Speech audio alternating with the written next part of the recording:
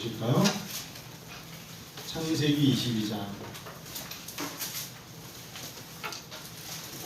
창세기 22장 1절부터 12절까지는요. 한 절씩 같이 합독합니다. 창세기 22장 1절부터 12절 같이 읽을까요?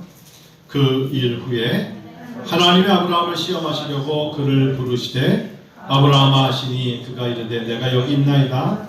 여호와께서 이르시되 네 아들 네 사랑하는 독자 이삭을 데리고 모리아 땅으로 가서 내가 네게 일러준 산 거기서 그를 번제로 드리라. 아브라함이 아침에 일찍 일어나 나귀의 안장을 지우고 두 종과 그의 아들 이삭을 데리고 번제에 쓸 나무를 쪼개어 가지고 떠나 하나님이 자기에게 일러준 신 곳으로 가더니 제3일에 아브라함이 눈을 들어 그것을 멀리 바라본지라.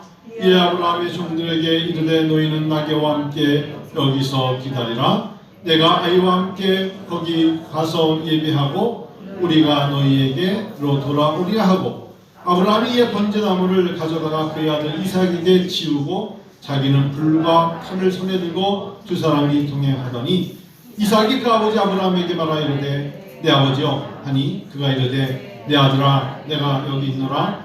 이삭이 이르되 불과 나무는 있거니와 번제할 어린 양은 어디 있나이까? 아브라함이 이르되 내 아들아 번제할 어린 양은 하나님이 자기를 위하여 친히 준비하시리라고 하고 두 사람이 함께 나아가서 하나님이 그에게 이르신 곳에 이른지라. 이에 아브라함이 그곳에 제단을 쌓고 나무를 버려놓고 그의 아들 이삭을 결박하여 제단 나무 위에 놓고 손을 내밀어 칼을 잡고 그 아들을 잡으려 하니 여호와의 사자가 하늘에서부터 그를 불러 이르시되 아브라함아 아브라함아 하시는지라. 아브라함이 이르되 내가 여기 있나이다 하매 사자가 이르시되 그에게 내 손을 대지 말라. 그에게 아무 일도 하지 말라. 내가 내 아들 내 독자까지도 내게 아끼지 아니하였으니 내가 이제야 내가 하나님을 경외하는 줄을 아노라. 아멘. 저에게 창세기 22장은 저에게 목회 법칙을 알려줬어요. 저는 창세기 22장 여러분 오늘 좀 기대해 보세요. 제 설교에 기대하지 마시고 창세기 22장에 기대하세요. 다시요. 제가 오늘 무슨 설교를 할 건가 그렇게 큰 기대 안 하셔도 괜찮지만 창세기 22장에서 성령님께서 여러분에게 이 본문 말씀으로 뭐라고 말씀하실까를 기대해 보세요. 저는 창세기 22장을 정말 시간 날 때마다 유년주일학교를 가르치는 전사 때부터 지금까지 정말 이 말씀에 많이 정말 매진하면서 이 말씀이 어떻게 보면 제가 목회하는데 목회의 법칙을 알려주었어요. 목회의 비전은 이사야 60장 22절에 작은 자가 천을 이루고 약한 자가 강국을 이룰 것이라 나 여호와가 이루리라 하신 그 말씀이 저에게 목회의 비전이었어요. 그래서 목회의 비전은 그래 힘들어도 약해도 작아도 어려워도 하나님이 일하실 거야. 그런 비전으로 어느 곳이든 주님 말씀하시면 해보자. 그게 은혜와 비전 교회의 비전이었다면 창세기 22장은 어떻게 목회를 해야 되나요? 앞으로 13주년, 20주년, 25주년 점점 사람은 힘이 약해지고 사람들은 점점 세상과 함께 변할 때 어떻게 목회해야 되나요? 이게 바로 목회의 법칙은 창세기 22장이 저에게 앞으로도 일러줄 것입니다. 가나안 땅. 이 가나안 땅은 지금 이 배경은 가나안 땅입니다. 왜 가나안 땅 이야기를 하냐면 아브라함이 지금 이 일 후에라고 말했던 21장까지 올 때에 하나님이 데라의 아들 아브라함을 부르셔서 12장부터 22장 올 때까지의 일을 생각하지 않을 수 없는데 이 땅은 배경은 가나안입니다. 자, 가나안 히브리 땅이라는 이름이고 아름답고 광대한 땅 가나안입니다. 우리나라도 서울이라는 것이 이름이 여러 군데로 바뀌었잖아요. 근데 블레셋 땅이죠. 원래는 블레셋 땅, 여호와의 땅, 거룩한 땅이 된 것은 출애굽한 이후에 하나님께서 그의 백성들을 부르사 이제 가나안 그 땅이 젖과 꿀이 흐르는 땅이 된 것은 똑같은 땅이었지만 하나님께서 그의 백성들을 통하여 일하신 것이죠. 그래서 잘 살펴보면 똑같은 땅이지만 누가 거하느냐에 따라서 하나님 그 땅을 아름다운 땅, 그리고 그곳은 정말 정말 거룩한 땅이라고 불려주신 건 다른 것이었어요. 근데 가나안 땅에 그전에는 이스라엘 백성이 정착하기 전에는 노아의 손자요 함의 아들들이 모인 그 땅이었잖아요. 헷이라든지 기르가스, 아모리, 브리스, 히위, 여부스 뭐 이런 사람들이 머물렀던 그런 땅이었어요. 제가 왜 이 땅을 생각해 봐야 되냐면 이 창세기 22장의 배경에 그냥 우리는 쉽게 하나님께서 아브라함을 시험하시려고 독자 이삭을 하나님께 드리라 하시는구나. 이게 가나안 땅의 배경이었어요. 당시 사람들은요 사람을 번제로 드렸어요. 가나안 땅에서 있었던 일이기 때문에 아브라함은 이게 웬일이야 라고 생각하지 않았던 거예요. 인육, 즉 사람 제사를 드렸어요. 당시에는. 이 가나안 땅의 배경은 당시에 가장 성행했던 게 우상 숭배가 아주 많았어요. 우상 숭배, 사람을 태워 죽이는 거, 그리고 남색, 근친상간, 특별히 그냥 옆집에 들어가면 내가 봐서 이 여자 예쁘면 내 거야, 이런 일들이 많았던 게 이 가나안 땅에서 벌어졌던 일들이었어요. 그래서 하나님께서는 출애굽한 이후에 가나안 땅에 먼저 있었던 사람들의 모든 문화를 다 뒤엎어버리기 위해서 그 사람들을 사람을 내쫓아야 되는 거였어요.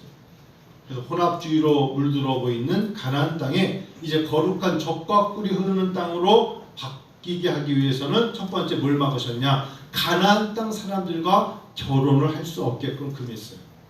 그렇겠죠. 왜?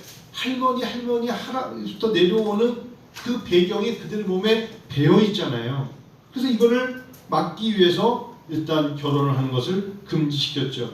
여러분 그 대표적인 게 창세기 28장 1절부터 9절에 보면 이삭의 첫 번째 아들이었던 에서가 취하지 말라 했던 이 가나안 땅 여인을 취하죠. 그래서 창세기 28장 6절을 취하지 말라고 했는데 에서가 말을 듣지 않고 취한 것 때문에 이삭과 리브가가 굉장히 근심하였다라고 성경이 말하고 있어요. 내가 그렇게 내 백성이 아닌 사람하고 취하지 말라고 그랬잖아. 그런데 에서가 말을 듣지 않았어.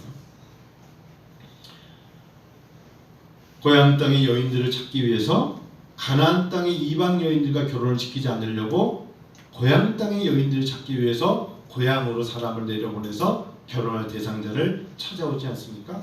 자, 이렇게 하다 보니까 하갈을 통한 이스마엘이 아니라 사라를 통한 이삭을 100세가 될 때까지 기다린 아브라함 아니었습니까? 하나님은 100세가 될 때까지 그의 백성들에게 약속을 성취하시고자 아브라함에게 오랜 시간을 기다리게 하신 거였어요. 창세기 오늘 22장 1절을 보니까 그 일 후에라고 시작하는 그 일이 뭐냐? 사실 12장부터 21장까지 오면서 바로 하나님께서 두 가지 일을 하시는데 21장에 그렇게 기다리던 이삭이 태어났죠. 드디어 21장, 오늘 22장 모리아산과의 한 장 사이에 태어난 이삭. 100년을 기다렸는데 21장에 이삭이 태어났고 8일 만에 할례를 줬던 이야기가 21장에 나와요. 그리고 21장 중반부에 가면 여러분 알다시피 아비멜렉이라는 당시의 블레셋의 왕, 이 아비멜렉이 처음에 아브라함의 아내 사라를 보고 누이라고 속였기 때문에 그 미모에 반해가지고 아브라함에게, 아비멜렉이 당시 거기 왕이었거든요. 저 여인을 나에게 달라 취하려 하다가 하나님이 꿈에서 아비멜렉에게 그러지 마라 라고 경고했기 때문에 돌려보내지 않습니까? 오히려 아비멜렉이 아브라함에게 왜 당신의 아내를 나에게 누이라고 속였나이까? 하나님이 나에게 굉장히 경고하셨습니다 라고 말하는 그 아비멜렉과 창세기 21장 중반에 보면, 여러분 아까 보세요. 보면 아비멜렉의 종들이 아브라함의 우물을 빼앗은 일이 생기죠. 그 21장 25절의 이야기예요. 아브라함이 우물이라는 건 생명과 같은 건데 물은 그런데 이때 아비멜렉과 싸우지 아니하고 그들이 서로가 그냥 화해를 하고 그 땅에 머물렀던 땅을 부엘세바라 라고 지을 정도로 아브라함은 아들 이삭을 얻고 난 다음에 마음의 여유로움이 생긴 거예요. 자, 아브라함이 이제 두 가지 일만 하면 돼요. 창세기 12장부터 22장까지 오면서 두 가지 일만 하면 아브라함은 끝나요. 어떤 일이냐? 첫 번째, 아들 이삭에 관한 이야기죠. 인생이 비슷해요. 죽는 날까지 자녀들을 위해서 부모님들은 늘 노심초사하고 기도하시죠. 예외가 없어요. 오로지 자기 건강도 중요하지만 뭐예요? 자녀들, 나의 새끼들, 나의 아들, 딸, 손자, 손녀들 그 이야기만 하시잖아요. 그게 아브라함에게도 이삭에 관한 이야기였어요. 하나님의 언약의 약속이 있었잖아요. 너로 말미암은 예시가 천하 만국의 복을 얻을 것이라. 그것 때문에 아브라함이 기다렸던 독자 이삭 이야기인데, 이삭이 결혼도 해야 되고, 그다음에 이삭을 통해 하나님이 정말 축복의 열매를 맺는 것을 보고 싶은 아브라함이었어요. 그게 첫 번째였잖아요. 그리고 두 번째는 아브라함이 죽기 전에 누구나 인생에 이르듯이 자기가 묻힐 곳이 어딜까 생각했던 아브라함의 두 가지였습니다. 하나는 이삭에 대한 이야기, 두 번째는 뭐예요? 나는 어디서 묻힐까? 내가 묻힐 곳을 찾아서 내 스스로 준비해야지. 그래서 그가 아브라함이 묻힐 곳 헤브론의 막벨라 밭에 있는 굴, 그것을 자기가 준비하지 않습니까? 인생의 마무리. 그러니까 아브라함은 두 가지만 하면 끝나는 거예요. 이삭을 통해서 하나님 어떻게 우리 자손이 번창할까요? 두 번째, 내가 묻힐 곳이 어딘고. 이 인생인 것 같아요. 아브라함 때가 지금이나 비슷하지 않습니까? 자, 이런 일들을 겪으면서 브엘세바에서 이제 약속의 땅에서 이제 하나님 제 아들을 100세 얻었습니다 해서 감격에 있었는데 갑자기 하나님이 아브라함에게 부르시죠. 그게 오늘 모리아 산의 창세기 22장 이야기잖아요. 아브라함을 시험하시려고 그를 부르시되 아브라함아 하시니 여기서 아브라함이 내가 여기 있나이다. 여러분, 시험이라는 단어 늘 말씀이 두 가지입니다. 테스트냐 템테이션이냐. 여기서는 테스트겠죠. 하나님의 테스트는요, 여러분 신앙생활 하시면서도 하나님이 나에게 시험거리를 테스트하실 때는 분명히 좋은 결과와 축복이에요. 그 사람에게 너가 내 말에 순종하느냐 하지 않느냐를 하나님 주시는 것은 절대로 템테이션의 유혹과 미혹에 빠지는 게 아니에요. 그래서 하나님 주시는 시험은 내가 내 자신을 점검해 볼 수 있는 기회예요. 여기 앞에 맨 앞에 영광이가 앉아 있는데, 영광이가 6월달에 모의고사를 보고 이제 9월달에 모의고사를 보겠죠. 모의고사가 뭐죠? 시험이에요. 테스트. 자기가 6월달 시험을 보면 내가 무슨 과목이 약한가를 자기가 알죠. 그래서 자기 자신이 건강이 어떤가도 테스트하셔야 돼요. 자기 자신의 건강을 테스트할 수 있는 기회를 갖는 것은 축복이에요. 내가 산에 올라가 보니까 나는 10분 올라갔는데 왜 이렇게 숨이 차지? 못 올라가겠어. 건강하지 못한 거예요.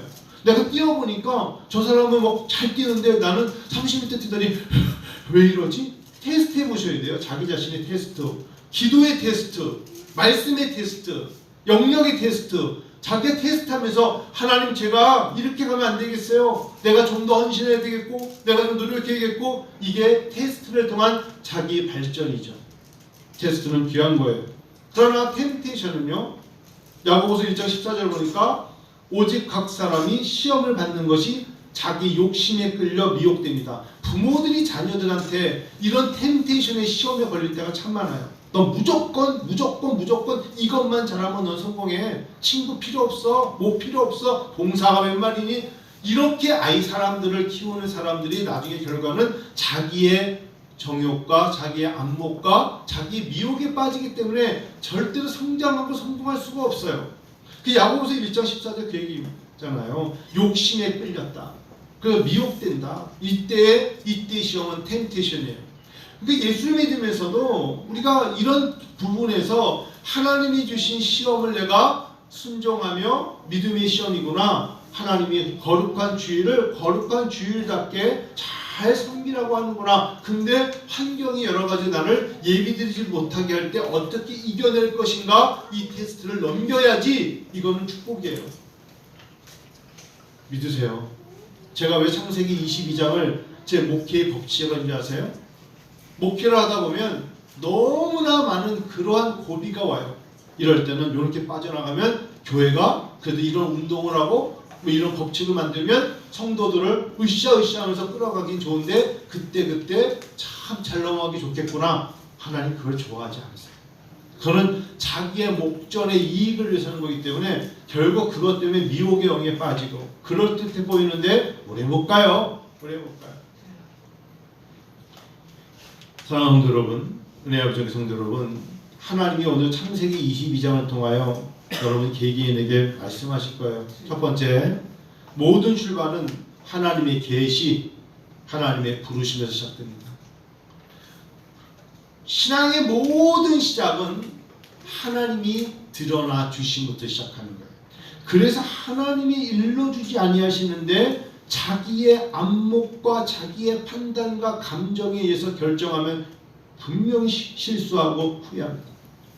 기다림이라는 게 굉장히 어려운 거예요. 인내라는 게 굉장히 어려운 거예요. 아브라함이 백사가 될 때까지 기다렸다는 것은 굉장한 믿음입니다. 쉽지 않은 거예요. 모든 출발은 하나님의 계시입니다. 믿으세요? 모든 출발은 하나님의 계시, 하나님의 부르심에서 부터입니다. 사실 저는 하나님의 계시라는 이 단어가 너무 무거워서 계시라는 단어를 잘 안 쓰는데 존 칼빈이라는 사람은 계시라는 단어를 썼더라고요. 하나님의 부르심이라는 단어가 더 와닿지 않을까 하는데 하나님의 계시라 이렇게 쓰더라고요. 예수를 어떻게 믿나요? 그분의 부르심, 그분의 복음, 그분의 드러나 주심으로 예수를 믿는 것입니다. 예수를 내가 믿는 것 같죠? 여러분 시간이 갈수록 내가 예수를 믿는 게 아니라 하나님이 나를 예수 믿게 하시는 거예요. 철이 들면 주체가 달라져요. 아, 나 여기 기도 많이 해. 아니에요. 이제 하나님의 세계에 들어가면 추우시면 에어컨을 꺼주세요. 추워요. 시간이 갈수록 하나님이 나를 기도하게 하세요. 여러분 이 체험이 나와야 돼요. 하나님 내가 기도할 수밖에 없게끔 만드시는 거예요. 기도하지 않으면 견딜 수 없기 때문에 기도하는 거예요. 어떤 사람은 전도에 미쳤어. 아니 당신은 왜 밥 먹고 시간만 나면 나가서 예수 믿게끔 이 사람도 상상하면 전도하십니까? 전도하게끔 하시는 거예요. 전도를 할 수밖에 없게끔 그 사람은 진정한 기쁨이 말씀을 나누는 데 있는 거예요. 예배요? 내가 지금 이른 아침에 시간이 나서 예배 드리는 게 아니에요. 그래서 저의 신앙 고백은 지난주 주일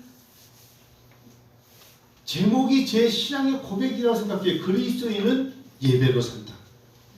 그리스도인은 하나님을 경배함으로 산다. 그리스도인은 예배로 사는 거예요. 예배를 안 드린다 생각해 보세요. 어떻게 살아요? 그래서 주체가 하나님이 나에게 예배하게끔 하시는 거고 내가 예배나 드려볼까가 아니고 하나님이 나를 기도하게 하셔서 기도하는 거예요. 찬양하시는 분들 잘 생각해 보세요. 내가 하나님 앞에 오늘 힘든데 그냥 아니에요. 하나님이 내 입가에 찬양의 향기를 받으심으로 내가 찬양을 하는데 땀을 흘리면서 찬양을 드리는 거예요. 설교 어떻게 합니까? 여러분 오늘도 6장짜리 들고 올라오면서 하나님이 이 말씀을 전하게 하시는 감격의 흥분이 있기 때문에 말씀을 전하는 거 아니겠어요? 아멘. 여러분이 모든 것의 출발은 하나님이 하게 하시는 거예요. 아멘. 중보기도는요 철저한 자기 희생이에요. 아니 나를 위해서 기도하기도 힘든데 누군가를 위해서 하나님께 이름을 부르면서 목청 높이면서 눈물을 흘리며 기도한다는 건 전적인 희생이에요. 매우 값진 것이고 매우 힘든 일이죠. 하나님께서 인도하신 것이라고 믿으시기 바랍니다. 네. 잊지 마세요. 하나님의 역사 안에서 무엇인가 시작되고 이미 시작된 사람은 당신이 성도님이 하나님의 사람으로 그리스도를 믿는 믿음 안에 그 출발점을 두기 원하시는 것입니다. 하나님께서 천지를 창조하신 거예요. 하나님께서 시작하게 하시는 거예요. 만남도 믿음 안에서 하나님이 허락하게 하셔야 이루어져요. 자녀도 하나님께서 허락하셔야 자녀를 주시는 거예요. 그게 하나님이 허락하셔야 하나님이 부르셔야 인도함을 받는 것이라는 거. 그때 여러분과 제가 해야 되는 법칙이 있어요. 부르시면 내가 여기 있나이다. 부르시면 내가 여기 있습니다. 부르시면 하나님 제가 여기 있습니다라고 답하는 정도. 깨어있는 사람만이 그 대답에 답변할 수 있어요. 부르시면 깨어서 기도하는 사람, 부르시면 하나님 앞에 찬양하는 사람, 부르시면 예배의 자리에 나가는 거예요. 여러분, 성도 여러분, 잘 생각해 보세요. 똑같은 시간이 있어도 어떤 환경이 주어져도 예배는 아무나 드리러 나오지 않아요. 하나님의 영광스러운 하나님의 현현, 하나님의 드러나 주심에 아무나 감히 나올 수 있는 것이 아니에요. 예전엔 예배 드렸는데요. 그럴 수 있었겠죠. 하나님은 오늘 이른비 늦음이 때를 따라 복을 주시는 하나님은 오늘 누군가를 당신 앞으로 부르심은 참으로 귀한 하나님의 드러나 주심이 있기 때문이라는 것을 믿으시기 바랍니다. 가끔 새벽에 경험하는 것인데 하나님께 눈을 감고 기도하면 하나님께서 저를 부르실 때가 있어요. 제가 그렇게 막 목회자가 나를 부르셨어요 그렇게 말하지 않기 때문에 가만히 있지만 하나님이 부르실 때가 있죠. 그리고 하나님께서 부르실 때 하나님 앞에 고개를 껐다 하나님, 제가 이 새벽에 당신의 말씀에 순종할 테니까 제 마음속에, 제 생각 속에 당신이 나에게 주시는 비전, 당신이 나에게 주시는 목적, 그리고 그 필요성이 무엇인가를 하나님 생각나게 하시고 말씀해 주세요. 성령님, 제가 잘 몰라요. 성령님 가르쳐 주세요. 성령님께서 미처 내가 기도하지 못한 것도 생각나게 해주시고, 성령님께서 내가 알지 못하는 사이에 누군가가 중보기도가 필요하다면 입을 열어주세요 라고 말하면서 기도할 때 성령의 음성이 있을 수가 있죠. 예를 들면 교회가 10여 명밖에 안 되는 교회가 땅을 살 때 과연 이것이 사람들 눈에 진짜 할 수 있는 일일까? 라고 생각할 때 확신이 있었어요. 그래, 하나님이 함께 하신다는데, 하나님이 내 기도에 원하신다는데, 하나님이 원하신다면 해야지. 그럼 거기서 끝날 줄 알았죠? 그러면 다시 건물도 지어야 돼. 땅만 사놓고 있으면 어떡해? 그때 다시 하나님 앞에 기도하면서 사람들이 하지 못할 때 내가 엘샤다이의 전능하신 하나님이란다. 그 말씀을 들으면 주저하지 않는 거예요. 그 대신에 모리아 산에 아브라함이 아들 독자 이삭을 드리는 고통처럼 그 일을 감당하는 자는 결코 쉽지 않아요. 내가 다 준비된 벽돌을 찍어낼 수 있는 공장과 모든 걸 가지고 있고 누군가가 다 벽돌을 사주고 일할 수 있는 사람이 있기 때문에 하는 것이 아니기 때문에 아무것도 보이지 않아요. 하나님. 그런데 당신이 나에게 무엇을 요구하신다니 어찌하겠습니까? 그런 거죠. 코로나19로 이렇게 어려울 때에 우리가 오히려 교육 선교로 인도 땅이든 중국의 가정교회 선교 헌금을 보냈어요. 이 보낸다는 게 너희 교회 자체도 생존하기 어려운데 이렇게 큰 일을 감당할 수 있겠니? 해야죠. 해야 돼요. 그들이 무척 감사하며 우리 교회를 잊지 못해요. 어려운데 있는 차를 잘 쓰다가 쓸 때까지 쓰시죠. 아니에요. 필요하면 하나님께서 13주년을 기점으로 어떤 차든 그게 조그만 차든 큰 트럭이든 하나님이 우리에게 필요한 차를 허락하신다면 또 하는 거예요. 고구마와 감자밭을 통하여서 하나님, 제가 선교 헌금을 해볼 테니까 기회를 주세요 라고 기도를 하고 제가 그냥 몇몇 사람들을 모아놓고 목사님들을 모아놓고 제 비전을 설정 나눴어요. 우리가 한번 200평에서 300평에 고구마를 심고 감자를 심어서 한번 해봅시다 했더니 한 분이 손을 딱 들더니 저에게 지난 주중 월요일 날인가 모임이 있었잖아요. 목사님, 영종도에 200평 땅이 있는데 바닷가 좋은 땅인데요. 농사 지어보시겠어요? 이렇게 시작이 되더라. 야, 그래? 영종도에 200평 땅이 있지. 그러니까 서로 사실 제가 아는 곳에도 이런 땅이 있는데 사람들이 휴유지고 힘들지만 농사 지을 사람이 없었는데 해보시겠습니까?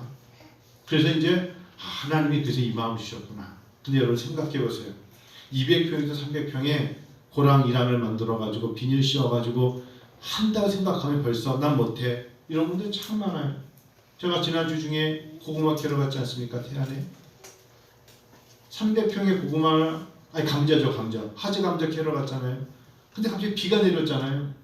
분명히 출발할 때 새벽 기도 때 비 안 왔다고요. 근데 가고 있는데 비가 쏟아져. 그분들은 새벽 4시 반에 일어나가지고 감자를 캐고 있었어요. 그리고 우리가 도착하니까 시시 웃으시면서 아이고 비가 와서 다 취소요 그러시더라고. 아 취소했나 했더니 오후 1시에 비가 멈추니까 그때 계좌더라. 그래서 그때 하고 마무리했거든요. 약 300박스 정도. 그러니까 제가 끝나고 나니까 고맙다고 2박스를 주더라고요. 2박스. 여러분 저 2박스가 한 박스에 시장 나오면 2만 원밖에 안 돼요. 근데 저 2박스를 받아오는데 너무 감사한 거예요. 이게 얼마나 열심히 수고한 노력의 대가인데요. 그렇잖아요. 그 목사님은 그게 농촌교회 8명 성도를 가지고 33년을 목회했어요. 33년 동안 어떻게 목회를 했냐? 자기가 자기 땅도 임대해서 그 땅에다가 고구마 감자를 심어서 오히려 본인이 자기보다 더 어려운 교회를 선교하면서 33년을 목회했어요. 이제 70이 다 돼서 은퇴를 앞에 두고 있어요. 할 수 있어요. 저는 제 마음속에 하나님께서 우리가 육신적으로 이걸 어떻게 하죠? 라고 생각하는 그 순간에 하나님은 사람을 보내세요.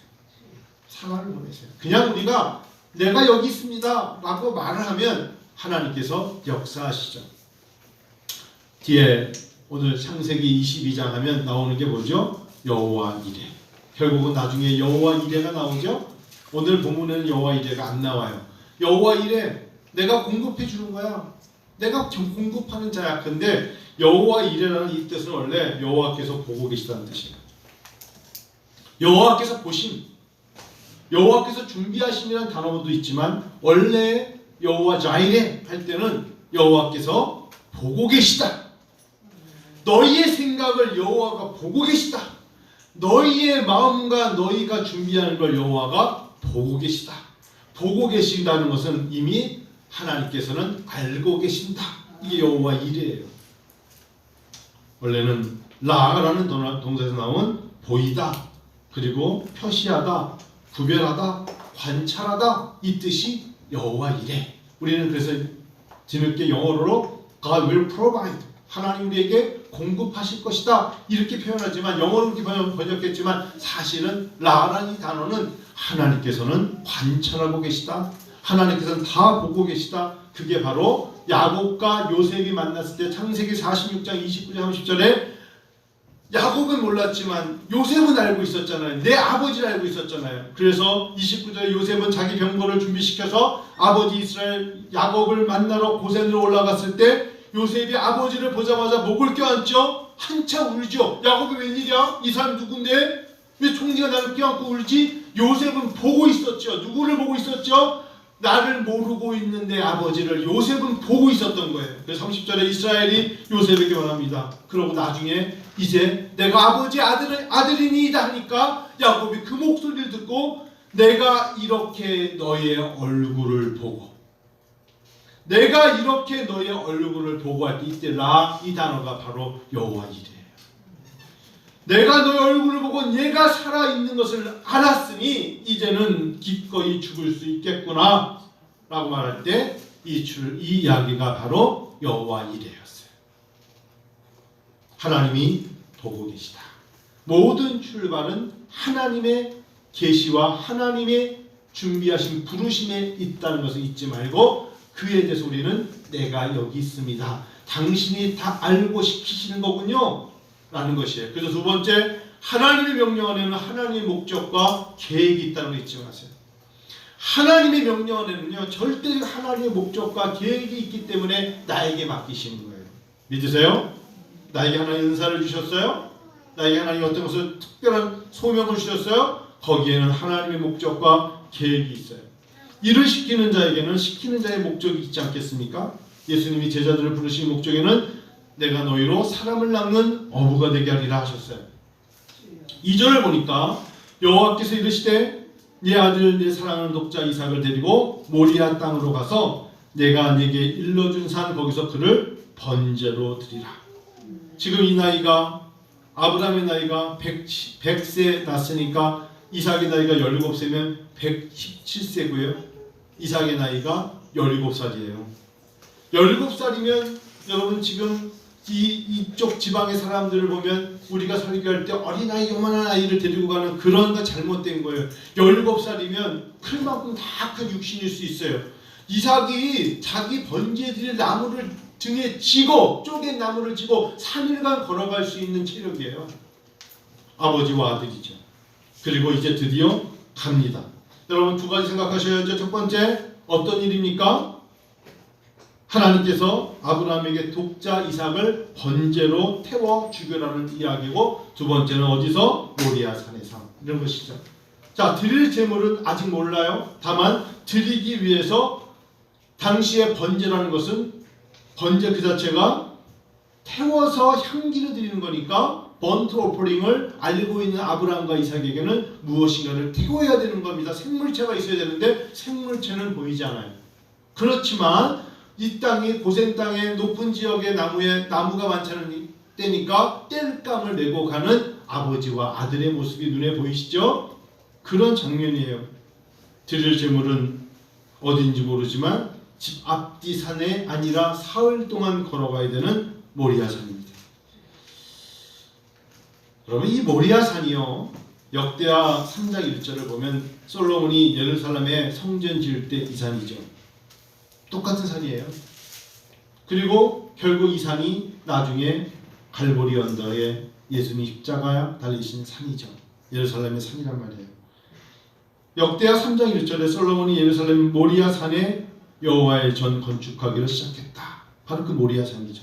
그리고 또한 다윗이 여호와를 위하여 단을 쌓은 곳, 여부스 사람 아라므나의 타작마당, 오르날의 타작마당이라고 하죠. 이 있었던 곳이 바로 이 모리아 산이니까, 그러니까 이 모리아 산은 결국은 사실은요 예수 그리스도의 모형이죠.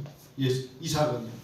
그래서 이삭이 하나님께 드려지는 번제와 예수님께서 십자가에서 죽으심은 번제, 화목제물 드리심. 그리고 이삭이 지금 뭘 메고 가요? 나무를 메고 가는 거와 예수님께서 십자가를 지시고 골고다 언덕을 올라가시는 대목이 이 모형이. 그래서 이삭은 이미 죽은 거예요. 그래서 부활이, 시므리스에 보면 부활이 나오잖아요. 창세기 22장 5절 한번 볼까요? 다시 한번 5절. 이에 아브라함이 종들에게 이르되 너희는 나귀와 함께 여기서 기다리라. 내가 아이와 함께 저기 가서 뭐 한다고요? 예배하고 경배하고 우리가 너에게로 돌아오리라. 목적이 뭡니까? 하나님이 지금 이삭을 부르신 목적이 뭡니까? 하나님을 예배하고 경배하게 하시고자 그를 모리아 산으로 부르신 겁니다.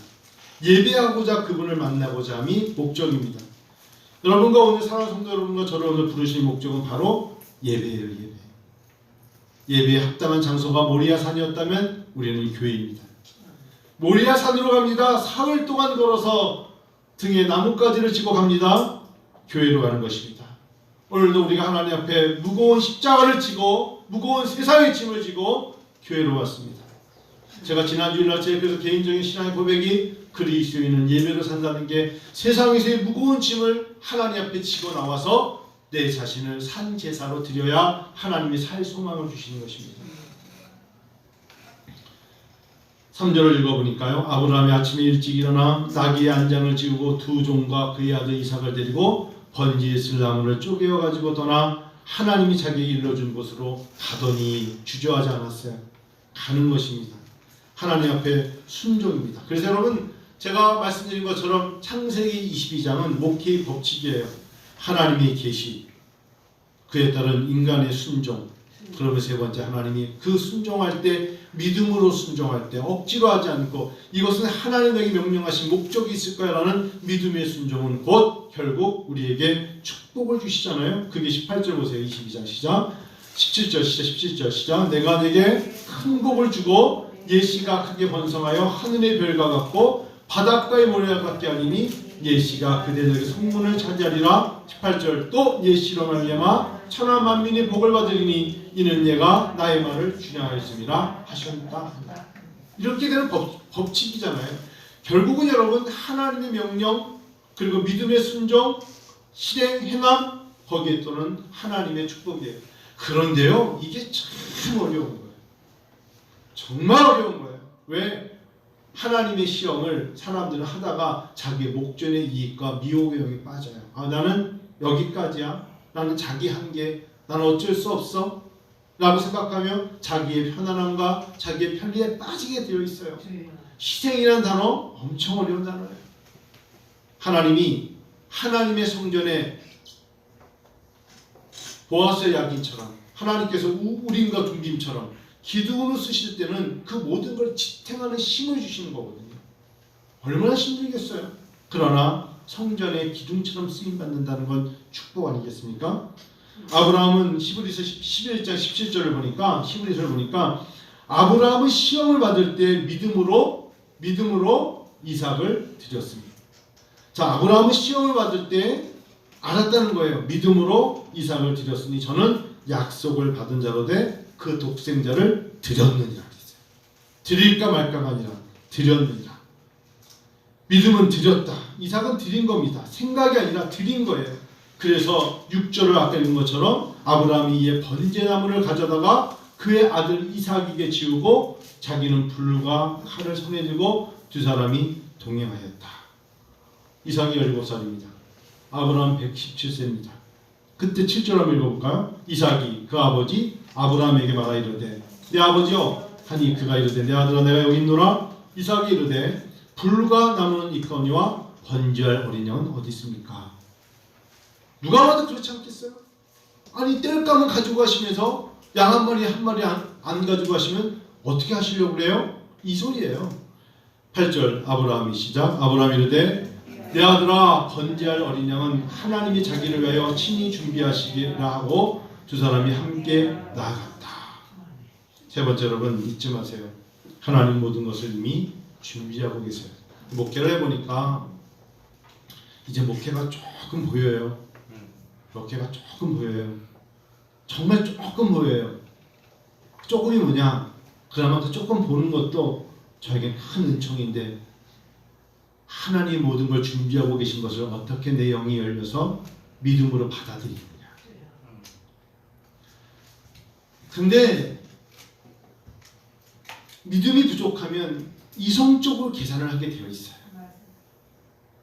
근데 하나님의 성령을 의지하면 내 이성을 뛰어넘은 하나님의 준비하심이 보여요. 다만 그게 내가 생각하는 기한 내에 내가 생각했던 시일 내에 이루어지느냐 못 이루어지느냐를 가지고 내가 억울해할 수는 있어요.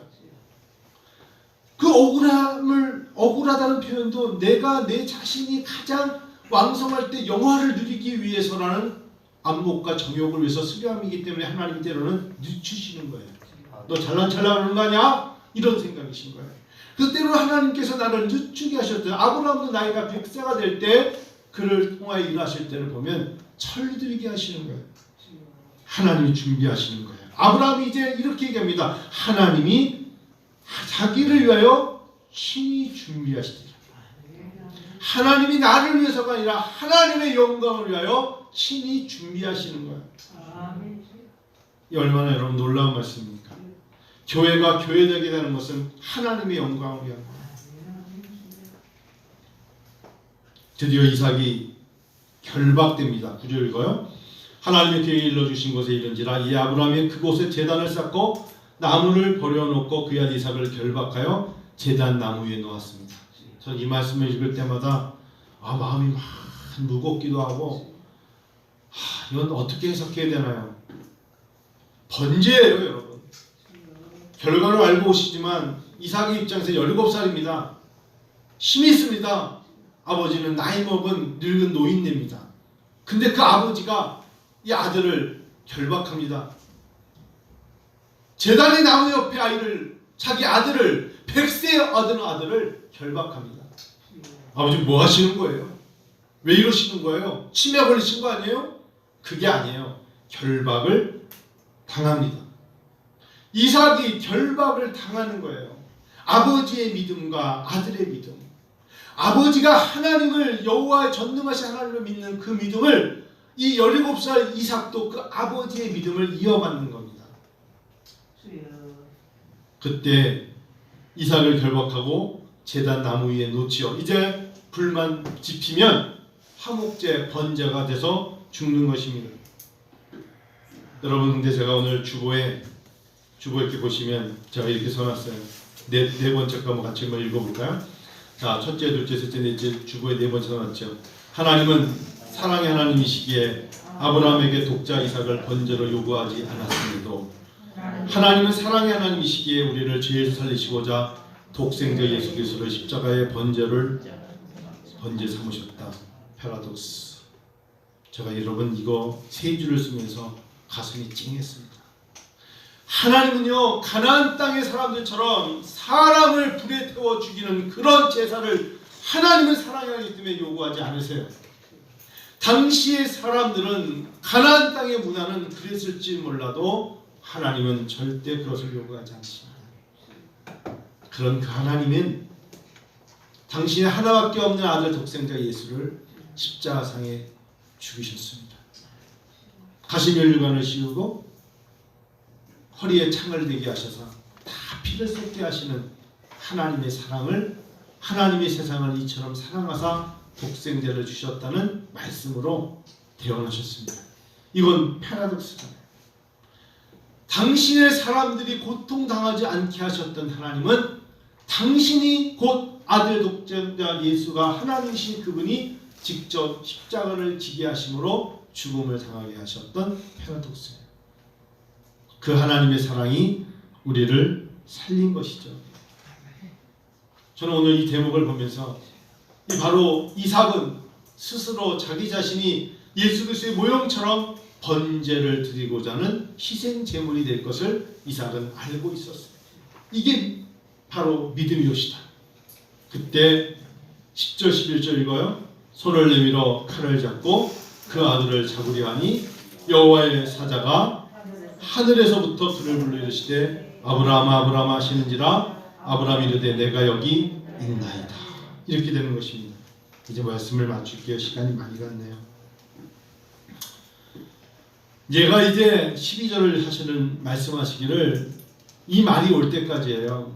사자가 이르시되 그 아이에게 이제 손을 내지 말라 그에게 아무 일도 하지 말라 얘가 네 아들 네 독자까지도 내게 아끼지 아니하였으니 내가 이제야 네가 하나님을 경외하는 줄 아노라.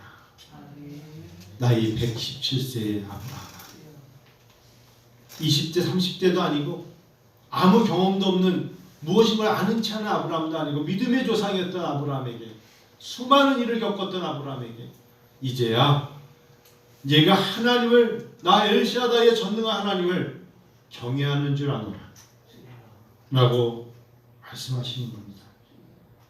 하나님은 모든 것을 준비하고 계셨어요.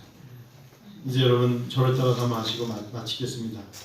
오늘 설교 제목이 뭡니까? 예배는 하나님의 마음을 움직여요. 예배는 하나님의 마음을 움직여요.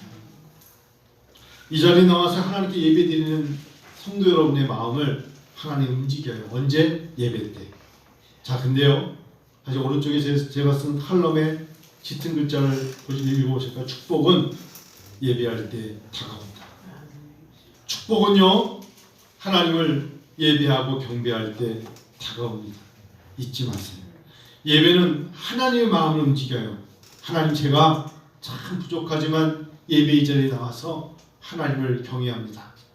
제가 번제로 드려질지라도 하나님 모든 것을 준비하고 계심을 압니다. 그 마음을 예배는 그때 하나님께서 그의 마음을 움직여요.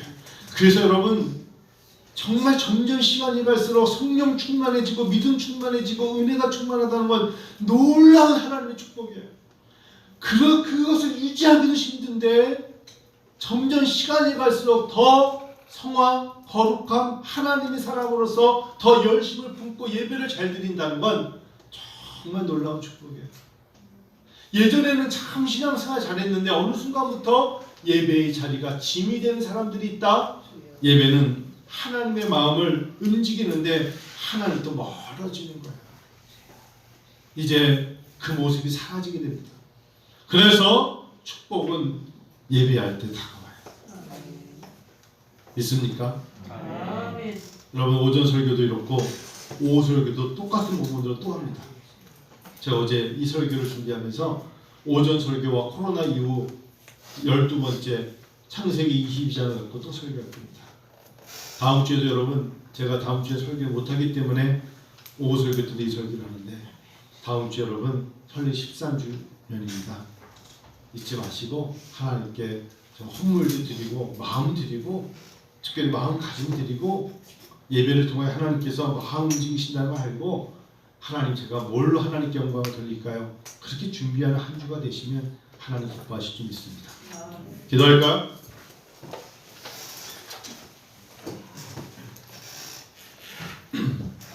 창세기 22장의 말씀이 생각나십니까? 여러분 생각나시는 대로 하나님께 고백하는 시간 되기 원해요. 하나님 앞에 내가 여기 있나이다. 거기서만 끝나는 게 아니라 순종함으로 믿음의 순종으로 드려질 때 하나님이 역사하시죠. 오늘 하나님의 말씀이 마음속에 거부감이 오는 사람도 있을 수 있어요. 하나님의 말씀을 들으면서 왠지 나의 마음에 속 시원하지 않다고 느껴질 수도 있어요. 그게 정상이에요. 그것은 하나님이 그를 통하여서 예배는 하나님의 마음을 움직이기 때문에 때로는 따끔하게 하나님이 실책하시고 회초리 드신다 생각하시고 이제는 너가 그렇게 살면 안 돼 라고 말씀하신 건 기회입니다. 근데 오히려 하나님 말씀 들으면서 하나님 제가 지금까지 했던 거 지금보다 더 잘할게요 라고 마음을 하나님께서 마음 움직이게 하시면 하나님의 축복은 임할 것입니다. 하나님께 고백하십시다. 같이 기도드릴까요?